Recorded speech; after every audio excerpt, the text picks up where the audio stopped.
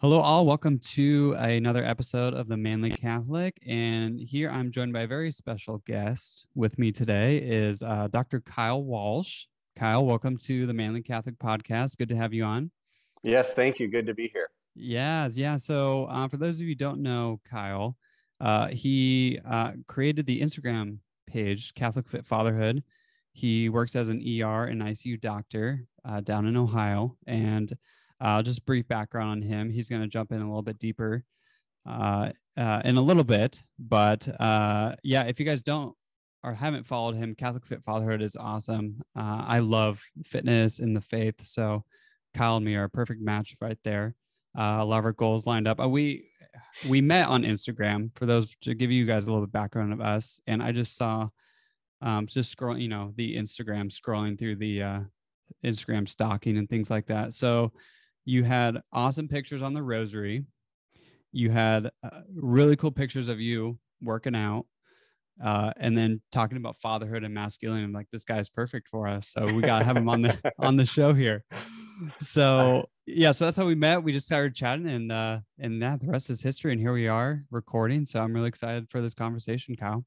Absolutely. So yeah, so first couple questions I always like to ask our guests, just so our audience can get to know you a little bit better. The first one is, if you could be the patron saint of anything, what would it be and why?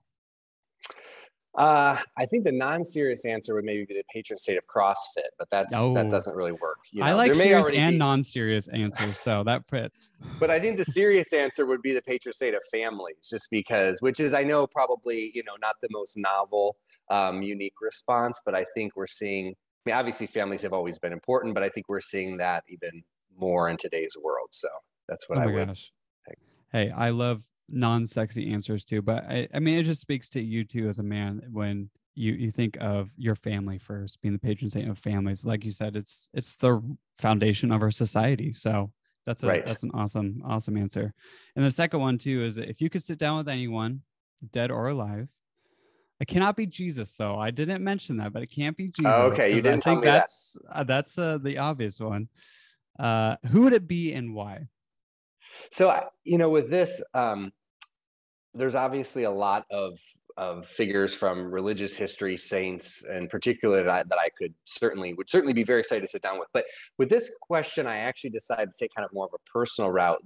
So I grew up on a farm in Michigan that's been in my family since 1855. And so it was founded by my great-great-grandfather, whose name was Morris Walsh. And so I think I would actually like to talk to him. It would just be fascinating to see kind of what he was like, what he thinks of, how the farm is now and what's happened over the years. So, yeah, clearly a lot of people I'd love to talk to, but that's one that came to mind for sure, because I think a lot about that family history and just about how things changed over the years. So many things, in the way they farm, and there were some tragedies, like a major fire back in the late 1800s and things like that. So it'd be very interesting to hear about that. That's awesome. Yeah, I'm always fascinated with family histories. I've always thought about doing the what are those, like, DNA testing, like the 23andMe and then ancestry.com Right. and stuff. Like that stuff it's just fascinating, especially when it personalized. Like, I mean, that's really cool, having a family farm that's just been in it for generations, and that's amazing to me. So that's a great Yeah, it answer. is. It is fairly unique, and it's one of those situations that growing up in that environment, I didn't necessarily think it was that unique. Right, my entire Right. life we had a Centennial Farm sign out in front of our house, and then just 6-7 years ago, it turned into Sesquicentennial, so 150 years, and so yeah, very cool and unique. But you don't always appreciate that until you get a little bit older. Right. No, absolutely. So that actually was a perfect segue into your background. So clearly you did not become a farmer, Kyle. Right. I decided to go the physician route. So tell me a little bit more about your background and family and anything you want to share. Sure. So I grew up, like I said, in rural Michigan, about 2 hours north of Detroit, on that family farm. My dad actually is still a farmer. And I went to a public school, kindergarten through 12th grade. We really didn't have any Catholic schools. I mean, the nearest Catholic school would have been probably an hour and 15 minutes, an hour and a half away. So it wasn't really feasible. I didn't know anybody. Everybody I knew went to public schools, is what I'm trying to say. So I was there kindergarten through 12th grade, grew up as a Catholic, so cradle Catholic. We had, from our farm, about a mile down the gravel road, was a Catholic church named St. Ignatius, and that's what was our church. And it's interesting to look back because we always went to mass every week. My mom was the choir director. My dad, would mow the lawn and help at the cemetery, and they would help clean the church. A lot of these honestly were volunteer positions. It was a small church. But so it was very kind of strong as far as cultural Catholicism. People were committed to that church, going every week, the events that were there. But and that was really great. There wasn't a lot of discussion though, or really, I think kind of even maybe awareness of kind of the larger church and just some of the more kind of fundamental aspects of catechesis and that type of thing. We didn't really have any kind of actual formation pathway other than, some elementary school level CCD classes. So from there, I went to Michigan State for college and medical school. And so I was there for quite a while, for 8 years. And while I was there, I continued to be Catholic. I never officially left the faith. I actually went to mass every week. But I also will say that other than going to mass every week, I didn't necessarily do much else with the faith. I wasn't really involved in other groups. I look back and see what I guess I would call some blind spots. Like I wasn't really concerned about the fact that I didn't go to confession for very long periods of time. And then kind of, I think somewhat similar to my upbringing, I saw being Catholic as definitely something that was important to me on kind of more of a cultural level. Like, yeah, I'm Catholic, but I never really looked a lot more into the faith. And it was actually during college that I became more interested in the faith. I think a lot of that was spurred by the passing of John Paul II, the election of Benedict XVI. It was a time of a lot of news in the church, right? And a lot of, even in just the media in general, right? We're covering a lot of the events at that time. And that led me to do more reading about the faith. It was still, I think, kind of more at the intellectual level, but at least I was starting to read more about the history of the church and having more of an appreciation for that. And that also, I'll just mention one other thing about that time in my life. I became interested enough in the church that I wanted to spend some time in Rome. And so I wanted to spend, at the end of college, actually a full month in Rome, and that didn't work out. But what I did instead is I stayed with a host family in Tuscany for a month, and I went to Rome for 5 days. And while I was a tourist in Rome for 5 days, I met a seminarian with the Legion of Christ. I just happened to meet him touring one of the churches. And that was actually, looking back, a really pivotal moment in my faith journey, because he then kept in touch with me and then started introducing me to, other priests in the Legion of Christ who would be, for example, in the area where I was living. So although I didn't actually formally join their lay group called Regnum Christi until about a year ago, I had that connection. And looking back, like I said, that was really powerful. So from college, medical school, I then moved to a new city. That was about 10 years ago that I moved, or a little bit more than 10 years ago now. And met my wife shortly after I moved, about a year after I moved. We got married, had our first child. We now have 3 children, 2 boys, ages almost 6 and 3, and then a little girl who's just over a year old. So I can talk more about my faith journey, because things really kind of changed about 2 to 3 years ago, and I can talk more about that. But yeah, that's some of my history in a nutshell. Sorry, that was maybe more than you're looking for at this stage of the talk. No, Kyle, that's great. I mean, you kind of brought it up, but what changed 2 to 3 years ago? So when I, to back up to when I moved, when I would have moved to where I live now, I would have been 26. Like I said, I met my wife when I was 27. We actually got engaged really quite quickly. We'd only been dating for 5 months. We got engaged. About a year after that, we were married. About a year after that, we were expecting our first son. And all of those were great things, and all obviously great things. And also along the way, I was, kind of progressing in my professional development of my residency training and then my fellowship training, which at times was fairly stressful, but we were kind of moving through that. And then when I was 31, so that was about 5 years ago, something happened where, and the exact circumstances aren't really that important. Looking back, it was kind of a trivial thing that happened with one of our friends, but I became suddenly aware of the fact that I didn't have friends, right? Now that may sound kind of strange. Like, I had obviously people who I knew. I had, acquaintances at work, and we had some couples friends and things like that. But as far as someone who I'd actually say would be like a close friend, right? And you can kind of considered different definitions of what that might mean. To me, I think the best definition is it's someone that, you're close enough with that you would call up that person, stay in contact enough that you would call them up and you could talk about issues in your life and it wouldn't be unexpected or awkward, right? Another definition I've heard of a close friend is someone who can walk in your house and go to the fridge without asking, which I think that's probably accurate too.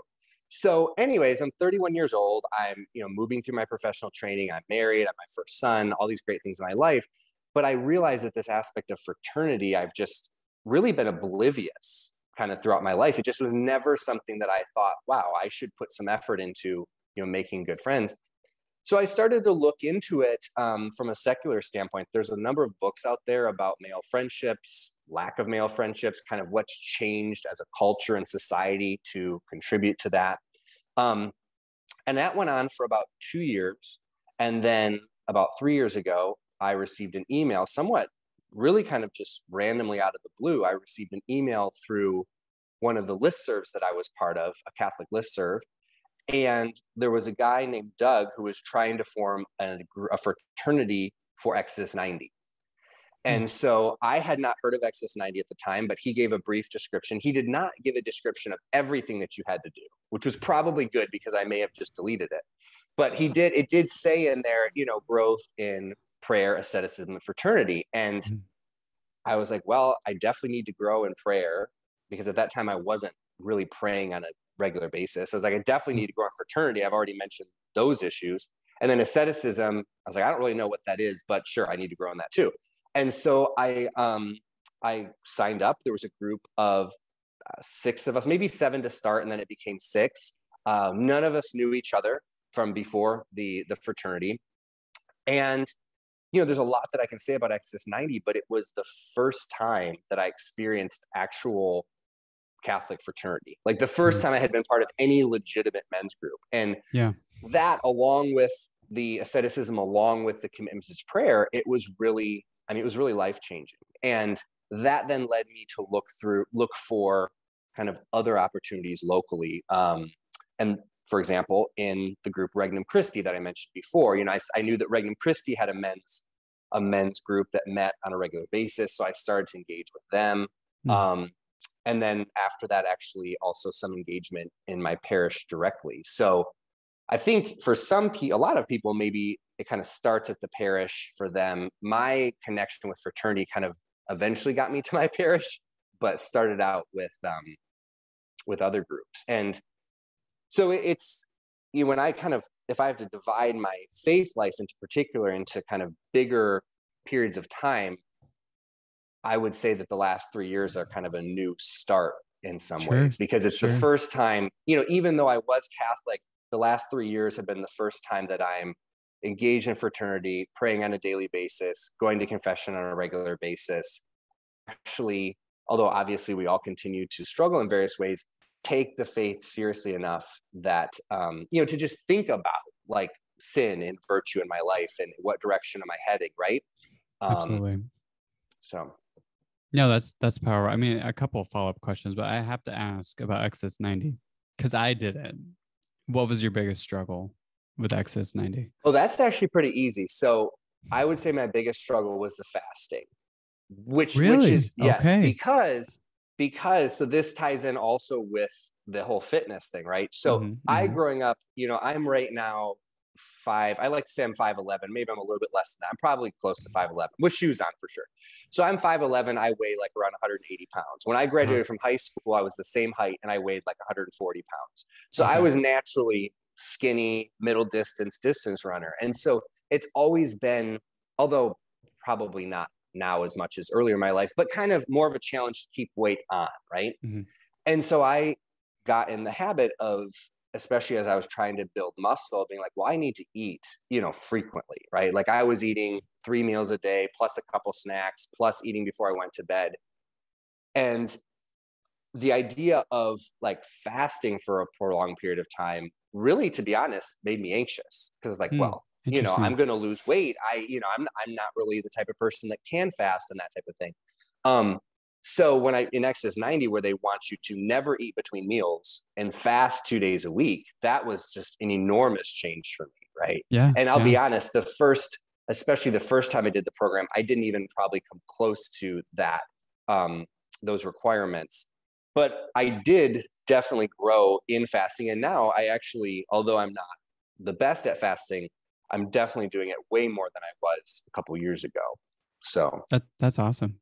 Yeah. Gosh, I did it once. And have you heard of the, I think it's called like the nuclear option, where the group, it's like super dedicated. And if like one person messes up, you basically restart Exodus 90. I've not heard of that, but that Yeah. sounds terrible. That would be awful. I was telling Father Dominic about it. He's like, yeah, we can't do that, because he's doing it right now up at his parish with a couple guys up there. But I was like, man, that is hardcore dedication. I'm sure there's a bunch of guys in the monastery that are just, yeah, we got to do it. We got to go full 90 and nobody can screw up. Otherwise we're restarting. Just like Yeah, a cycle. it's funny because I have a feeling that's probably did not come from Exodus 90, the actual program. Probably not. No. Because I think it was some crazy guys like, right. yeah, let's up a notch here. Let's They up just this end up. up doing Exodus 90 for like years Yeah, they're still continuously. doing it. So they came up with it and they're still doing it. So Right. But no, getting back on your point of fraternity, and I love that you brought that up, because I grew up Protestant, and so I felt like Protestants in the Protestant church, they do a better job of like small groups. Yes. For different groups too, because it's, whether it's men, women, young adults, young couples, older adults, whatever, name it. There's a group for everybody. And right. I came in the Catholic Church, came in a few years ago, and I noticed that, I mean, obviously you have RCIA, you have like adult formation, you have, the kids programs and stuff, but there's kind of like this no man's land between like you graduate college up to the women's Bible study, when it's mostly like 55 plus, Right. people. And so, fraternity was something that I have been craving too. And so I'm really glad you brought that up, because men, especially, and you mentioned too, as you got more serious in your faith, you started reading about the importance of having those close friends where you can walk in and just, open up a can of beer and start chugging it, and they wouldn't care, Right. and, men need that. And I mean, that sense of brotherhood, that sense of belonging, I think too, that's why men grow up, either they go into the military, or they love sports, Mm-hmm. or they love like military movies or things like that, because they see that sense of belonging, that sense of unity, that sense of purpose, where a bunch of guys are coming together and they're saying, hey, this is our mission. And yeah, I mean, you're right. I mean, searching for that's something that I've been searching for, and that's a big reason why this podcast was started, is because we're trying to create that brotherhood. And X is Right. 90. I mean, that, talking about, struggling spiritually and having men coming together where, hey, I'm praying for you. And men just, I did it once, but men just being vulnerable with each other, and those weekly meetings where it's like, hey, I'm really struggling with lust, or, hey, I saw women walking down the street and I couldn't help but staring. It's just, I mean, things that we know it's out there, but guys never talk about with each other, because Mm-hmm. guys are afraid to be vulnerable to one another, because they, society thinks it's a sign of weakness, right? But, Right. the complete opposite is totally a sign of strength. So, Right. Yeah, there's so many things to say about that. I think it'd be really interesting to talk about. The main thing that comes to mind, and I've been thinking about this lately, is how the idea of being a self-made man, or I'm fine on my own, I'm autonomous, I don't need anyone else. And I think that's somewhat built into our culture, right? mhm. But that is completely inconsistent with Christianity, right? I mean, there's nothing in Christianity, nothing in the history of the way that the apostles functioned, just as one example, or the different congregations that would form around, who we now know as the saints, who would start a new religious order. These were all groups of people, right, who were in community in some capacity, and growing in the faith in that way. And yes, today I'm not going to start a religious order, but we still need that kind of community in today's world, for sure. And you're right, it's so much lacking. I think the comparison or the, what you discussed about the Protestant churches, that's something that's really come to mind for me as well. I've never been Protestant, but I had just one experience I'll share. I saw someone who's kind of a type of celebrity who was on Instagram, and he was basically saying that he had moved to a new state to be part of this new church. It was a non-denominational community. And so I went on the website because I was curious about this non-denominational group. And within 30 seconds of typing the name into the search engine, I was looking at a page where I could sign up for any small group, right? Like what you mentioned, in person, virtual, all ages, men, women, couples. And I was like, wow, the fact that we don't have anything like this. Okay, maybe the parish isn't big enough, but what about the diocese? What about the region? Like, how difficult would it be to have that kind of resource for the Catholic churches, right? It seems, I don't make web pages, but it doesn't seem like it would be particularly challenging. Right. And to I think ideally get to a point where that expectation of being connected to some kind of fraternity through your parish or another Catholic group is, again, just kind of an expectation, right? Of like, this is what we need to grow in the faith. This isn't, now it is, seems to be the exception, but it shouldn't be the exception, right? Oh, no, not at all. I mean, it's so important for people to be involved in their parish. And you hear too, whether it's the priest or someone, or it's in the bulletin, like get involved. But then you look down, whether it's the bulletin or on the website, and it's like, none of this stuff sounds interesting to me. And I think what you said too, just the limited options that you have. I mean, I'm at a parish where I'm blessed, where we have That Man Is You. I don't know if you are aware of that organization, Yes. but that is a really strong men's group. But even that, like, that's it at the parish. That's it, right? That's all you get. So, and they meet once a week at 6:30 in the morning. Okay. Right. So of course. what if you hate mornings? What if you are a physician and you work late or early into the morning, whatever your schedule is? So, I mean, that's it, and they have, women's Bible studies and things like that. So it's like, okay, where are the options? Where are the men's Bible studies? Where are even too, just different types of outreach? Like, hey, we are going to go play pickup basketball every Saturday night, so that way you can invite other people that don't go to your parish. They can then come and just hang out with a bunch of Catholic guys and play ball together, little stuff like that. So you bring that up too. You had that one experience where you went to that Protestant church's website and there's like, here's 1,000 groups, pick one blindly and see if it works out for you. But yeah, saying that it shouldn't be the exception, but it should be the rule. Like, we need to be involved in our church, especially with how much the church has given back to us and gives us every day. I mean, it's the least we can do. I mean, obviously the financial aspect that we all contribute to, but volunteering our time is huge. So I love that you brought that up. I think you had kind of mentioned too, with the ages, right, that you may have, like, for example, college students being engaged in programs that they have, and then you have like the Bible studies for people in their 50s, and that's been my experience too. So and I will say one thing about that is, having met now more, both in my Exodus 90 group and in the Regnum Christi groups I go to, the majority of the men are older than me, right? Probably like 15 to 25 years older.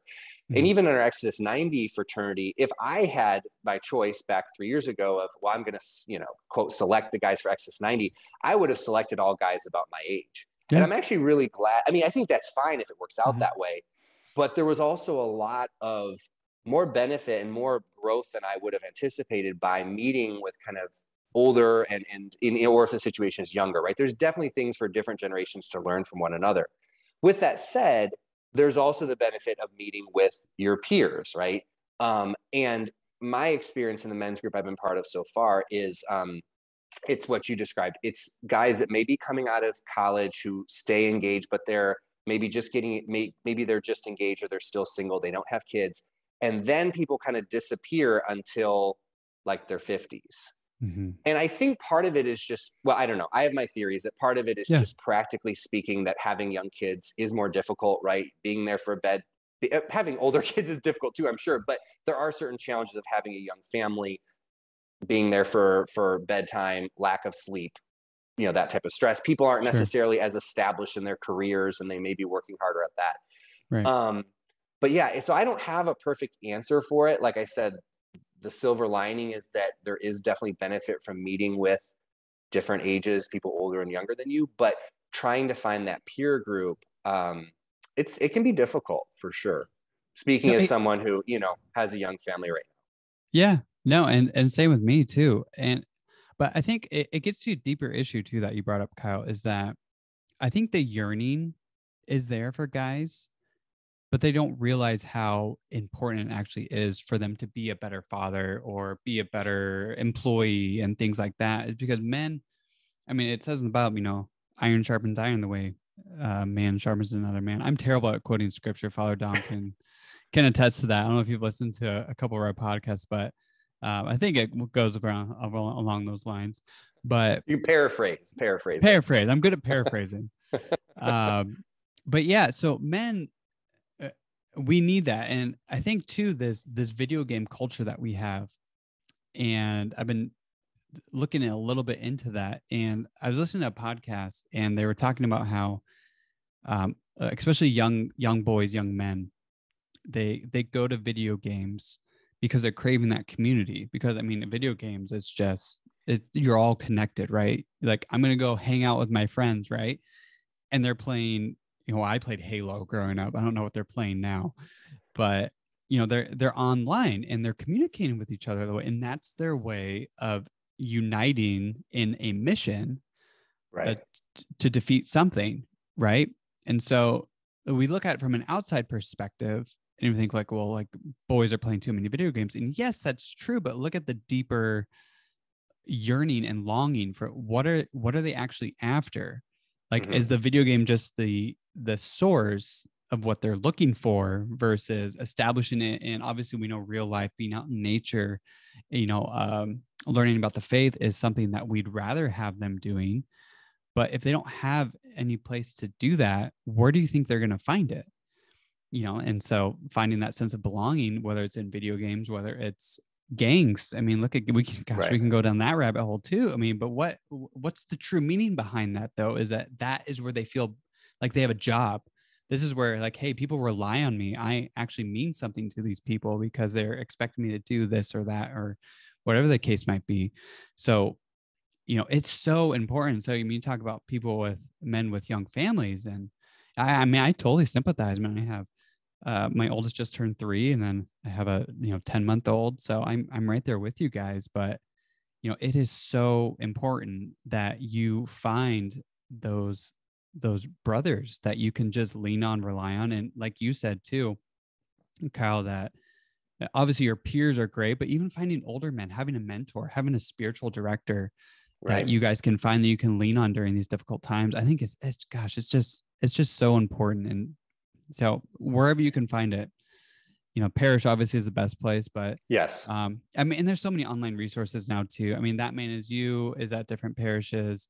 Gosh, I'm totally blanking on Fraternus. Those are a couple. Exodus 90. There's Exodus 90 groups all over too that people can look into. So right. I remember now you were with Fraternus that you had, I think, talked in one of your prior podcasts about that, or at least about the book, right? Yeah, I'd be interested in talking to you more about that. Yeah, let's do it. One of the things I was going to mention too, though, with regard to having those connections as a young family, and I didn't mean for my comment before about having young children to be negative, but there is just kind of the reality, even the difficulty of sometimes social situations, like you go to see someone and your kids are running around screaming the whole time and you can barely talk to them, right? Because you're dealing with your kids. Like Absolutely. Hopefully that doesn't happen as much with teenagers, hopefully.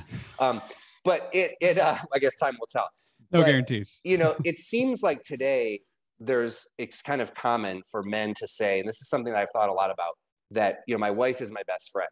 And that's really beautiful, actually, because your wife should be your best friend. Obviously your wife should be the most important relationship in your life, but she shouldn't be like your only friend, or at least your only close friend, right? And I think that that's the situation that some men get into, because the reality is amazing as your wife hopefully is, she's one person. And she's a woman, right? She hasn't lived life as a man, and she may know you very well by what you've shared, but she still doesn't know what it's like to live as a man, right?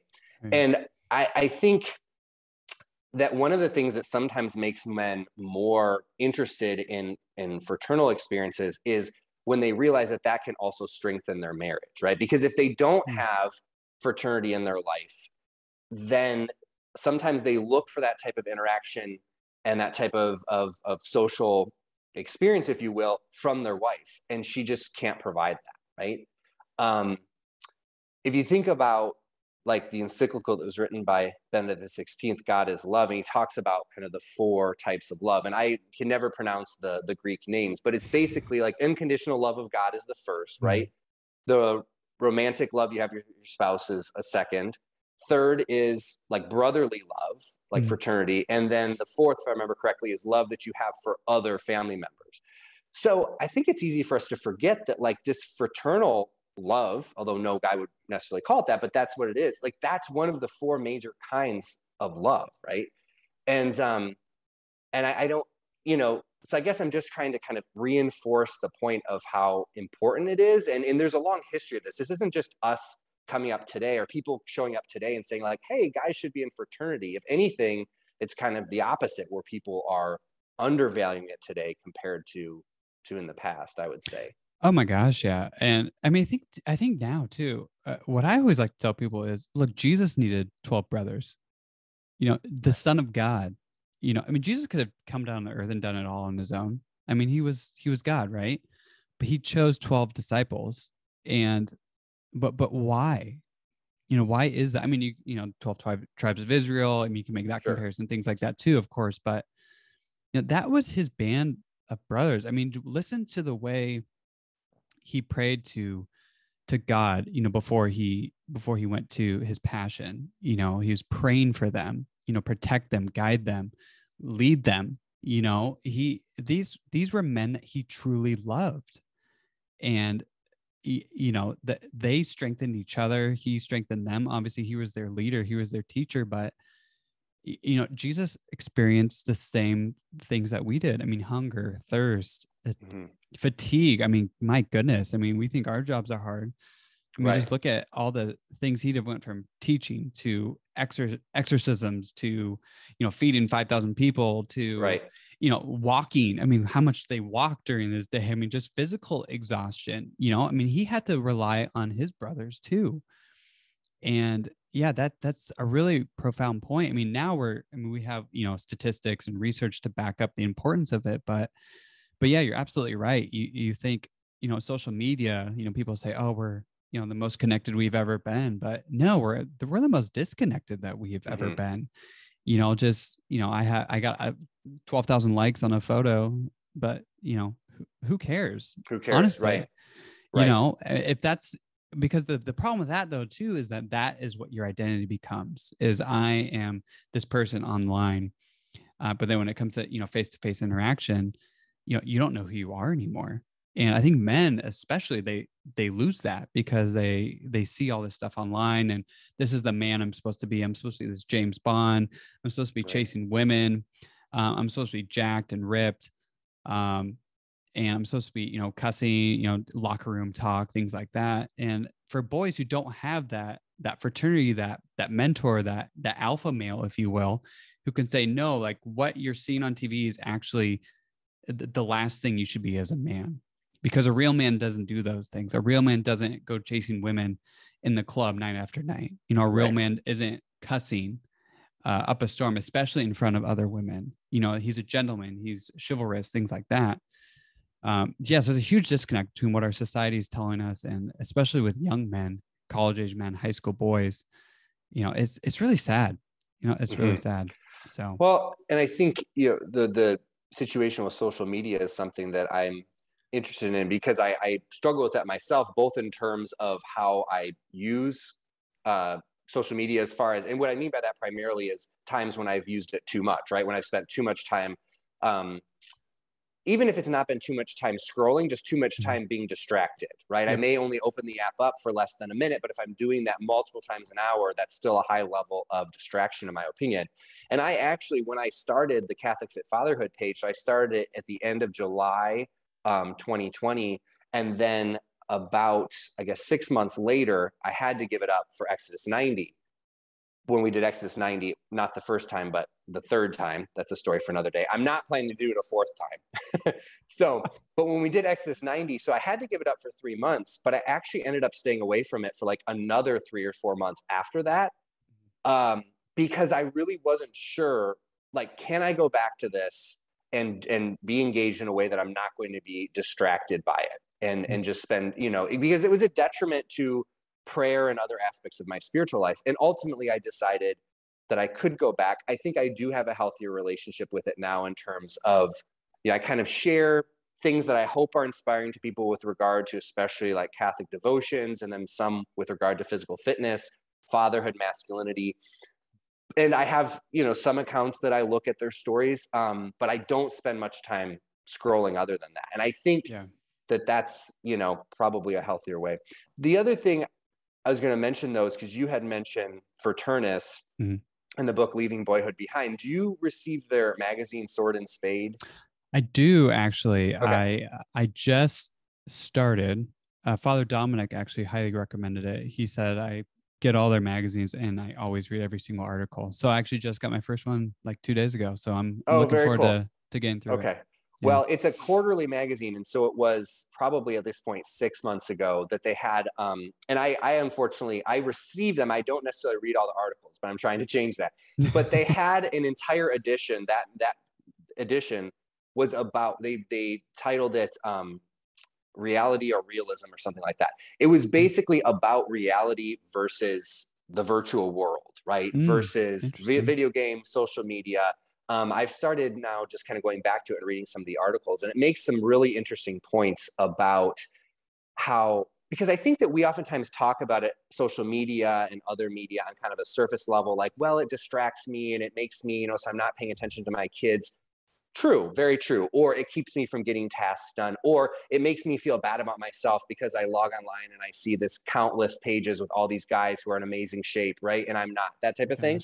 Yeah. But even more than that, what these articles pointed out from Sword and Spade is, like, God literally communicates to us through reality, right? Through what we're looking at, through our day-to-day lives, through our families, through these ordinary circumstances.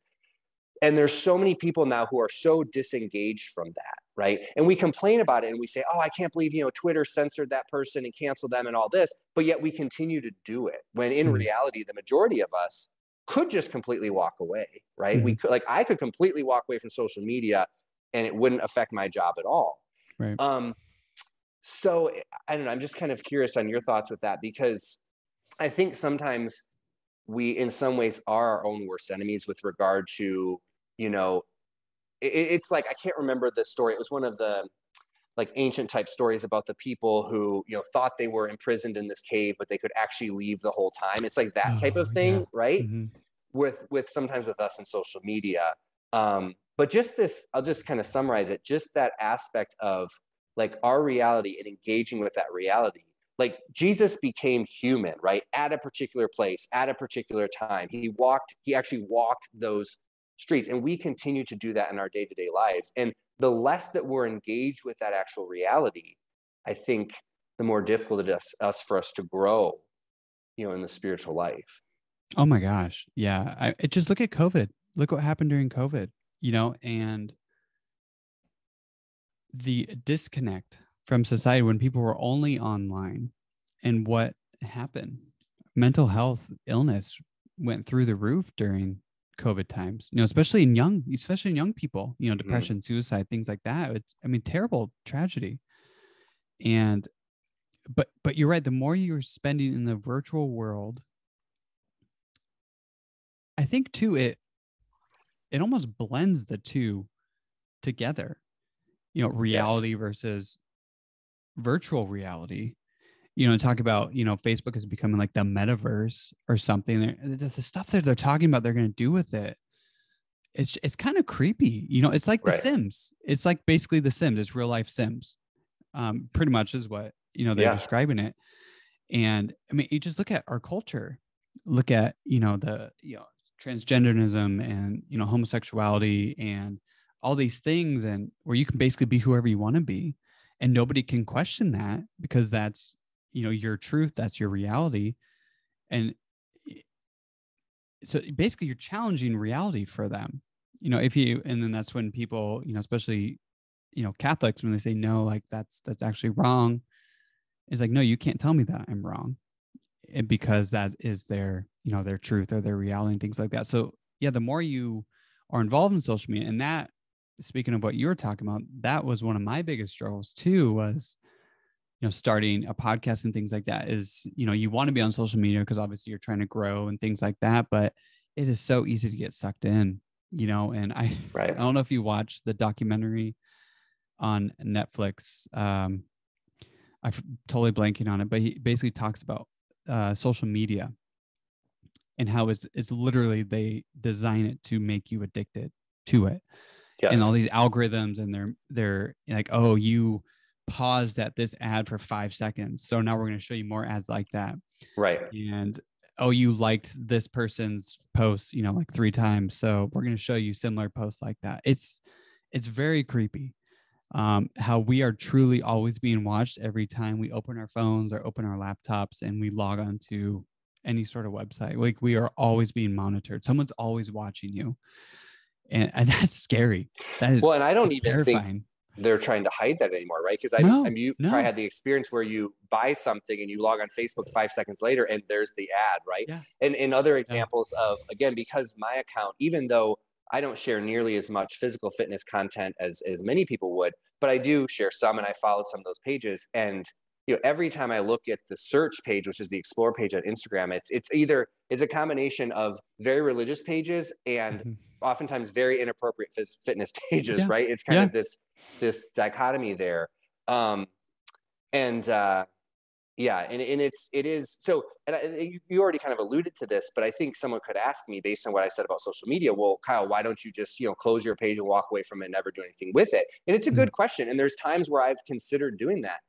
But at the same time, I have had experiences where people have given me feedback about, wow, what you shared made me do this. I went to confession for the first time in a long time, or I started praying this devotion, so that's kind of the tension there, right? That's the Yeah. balance of, do we just say, okay, I'm done with this technology, I'm walking away from it? Or do we try to have, even though our footprint is much smaller than many of the other kind of various ideologies, do we try to still be present there and at least have that be present to some small degree, right? Where people can stumble across my page that talks about fitness with virtue, as opposed to most of the fitness pages that just talk about fitness in terms of narcissism and lust, Yeah. right?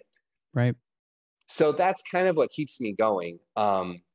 But it continues to be ongoing discernment for sure. And I think, again, for the individual person, you have to be able to check yourself, and you have to be able to take times where, I'm not going to look at it today. I'm not going to, okay, it's 10 in the morning, I'm not looking at this again until 10 o'clock at night, right? Like, you have to set those kind of limits. And if you can't, then that's a problem, right? Yeah. I mean, that really illustrates the problem. Like, if you can't step away from that world for several hours or even a few days because you feel like you're going to miss something, because your anxiety just makes you keep going back there, even though maybe you don't realize that, that's definitely a problem. Oh, absolutely. Yeah. I mean, and gosh, I haven't even got to any of the questions. We just kind of went on a nice little tangent there, which is great. But I mean, this ties in perfectly. So I guess obviously physical fitness is something that's important to you.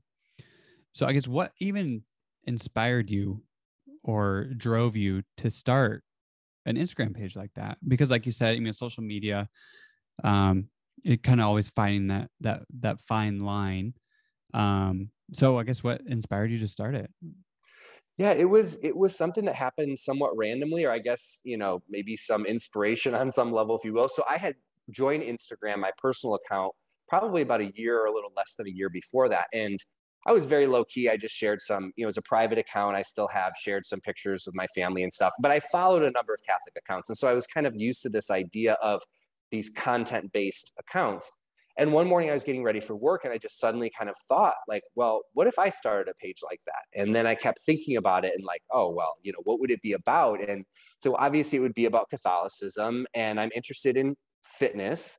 And I was like, also vocations, and so after a period of time, I thought of the name Catholic Fit Fatherhood, and I actually started the account later that day.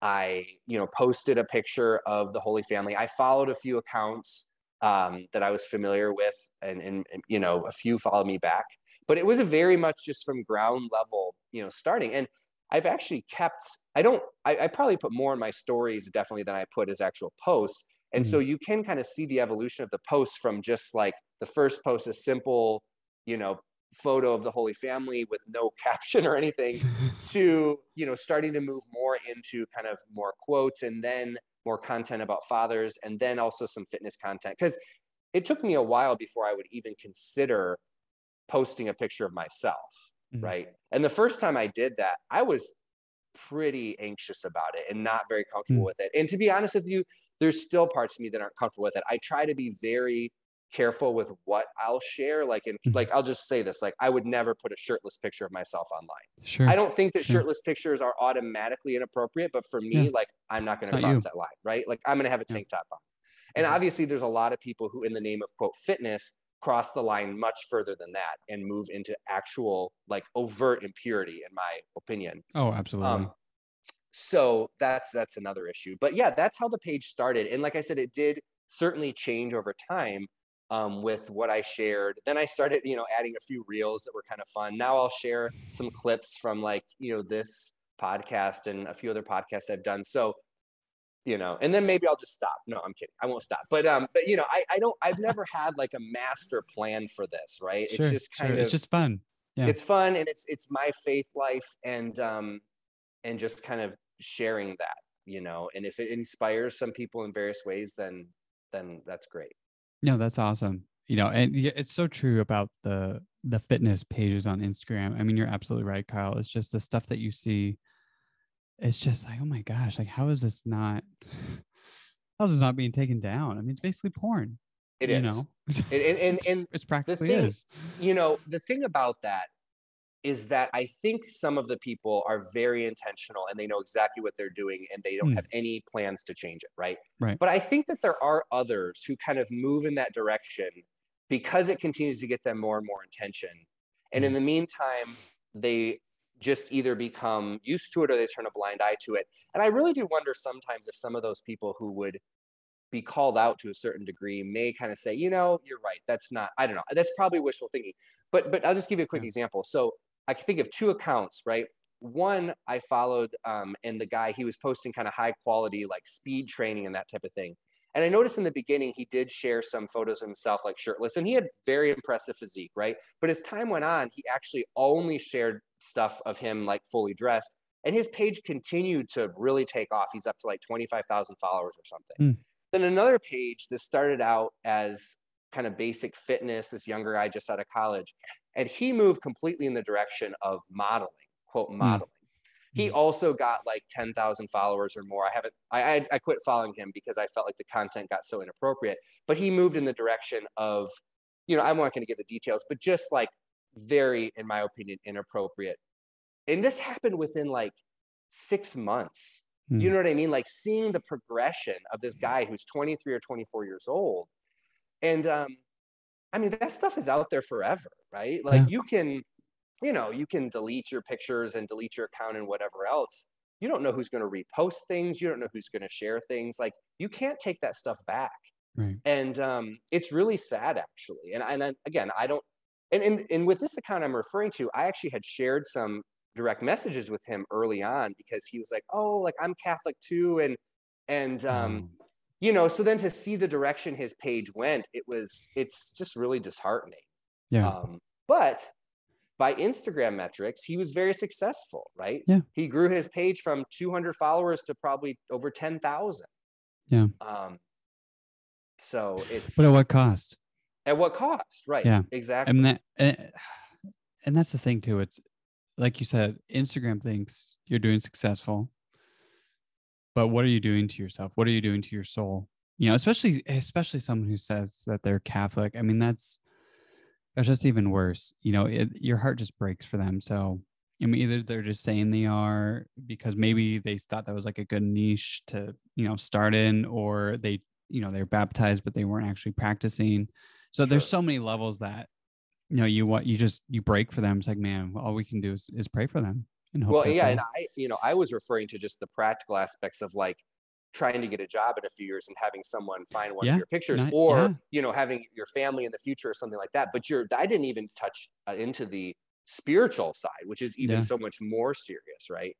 And so you're right, it is, you know, but that's kind of what I was referring to before. Like, I wonder if if this particular guy had some kind of mentor earlier on in the process of saying, like, are you sure, like, you really want to share this kind of stuff? And maybe that could have changed the direction, right? And that's oftentimes what we don't have in social media, is we only have people that are giving attention, you know, because you know, I've made the mistake a few times, and I don't do it anymore, of looking at some of the comments, right, that would be posted to pictures like that, and they are disgusting, Yeah. right? I mean, they're just like, the people who are commenting are not even trying to hide the fact that they are looking at these pictures in very sexual ways. Yeah. And so that was what I was trying to refer to before, is obviously the person posting the content sees that, but it's the type of thing where almost like any attention is good attention.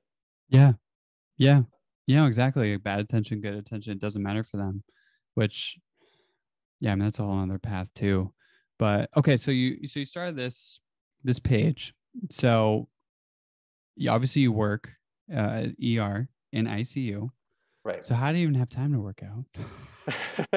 Yeah. So I think I always enjoy that question, because I could just sit here and say, like, oh, you know, I'm such a busy doctor. Like, I work out, I do all this stuff. Like, I'm just so awesome. Right. The reality is, my job, there are parts of my job that are difficult. There are scheduled parts of my job. For example, you know, evening shifts, overnight shifts, weekends, holidays, that can be difficult. But there are also aspects of my job that make working out almost easier, because I happen to have usually, like, at least a few weekdays off, right? I may work a later shift so I could go to the gym in the middle of the day. So there's factors like that I think actually it's almost easier for me than someone who has a typical, like, 8 to 5 or 9 to 5 Monday through Friday job.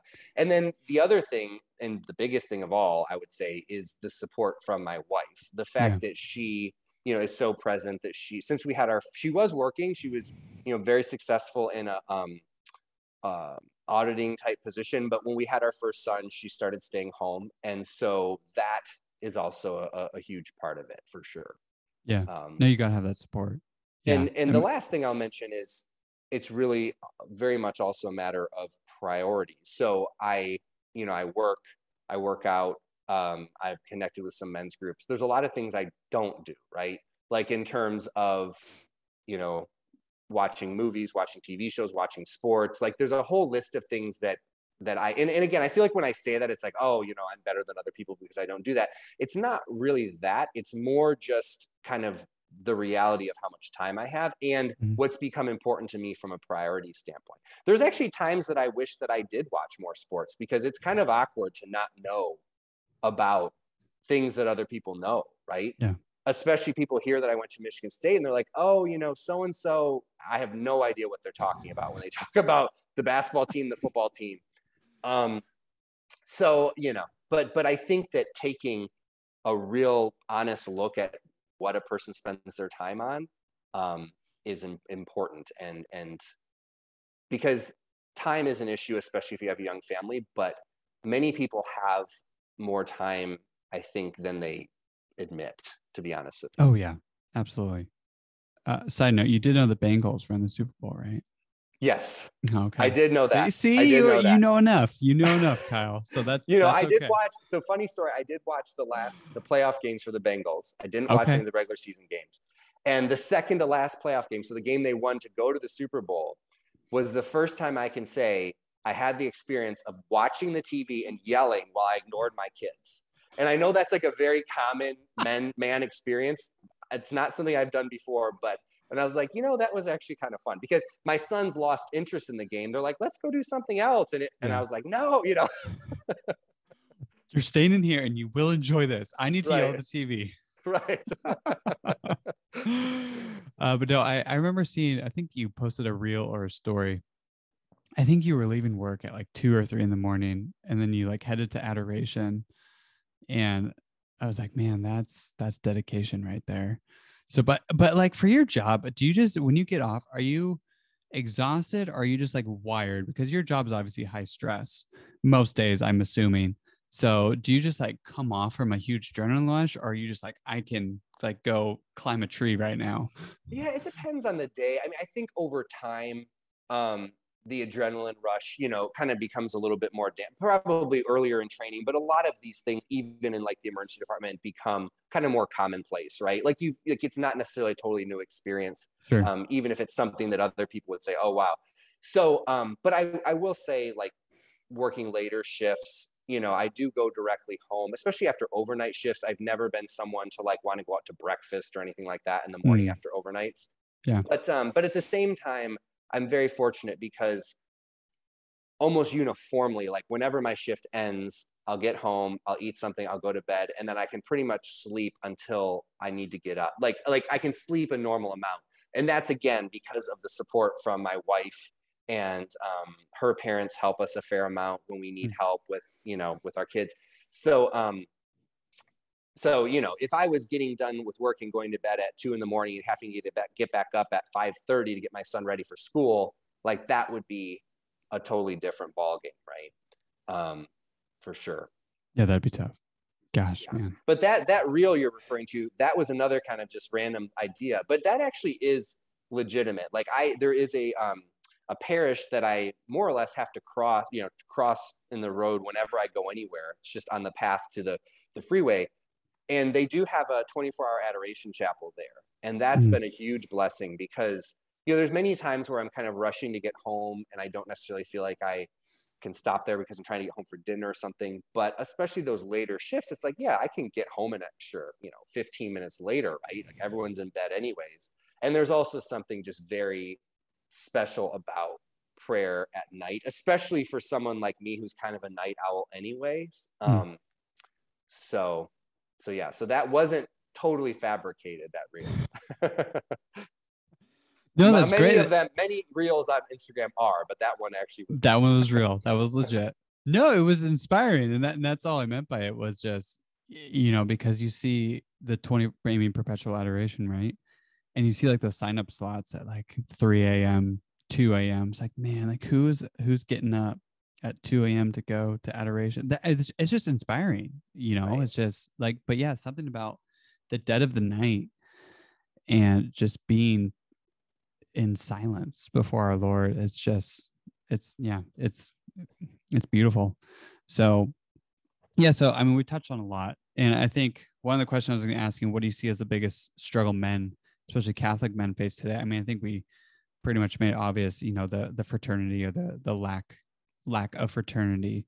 I Yes. think it was the biggest thing that I think you saw. Unless you want to add anything else to Yeah, that. that was actually what I was going to say. That, along with kind of a lack of formation with regard to vocations, right? That was the Mm, other thing that came to mind. I think there's a lot of men and women who are living in a world now where there's so much focus on professional development, which is important, definitely. mm, Having a good job, deciding what you want to do professionally, but very few people talk about, for example, marriage, right? Like there's kind of this mm, expectation that, well, yeah, so and so, they'll eventually get married, but there isn't a lot of intentional discussion in that regard, right? Especially for younger people.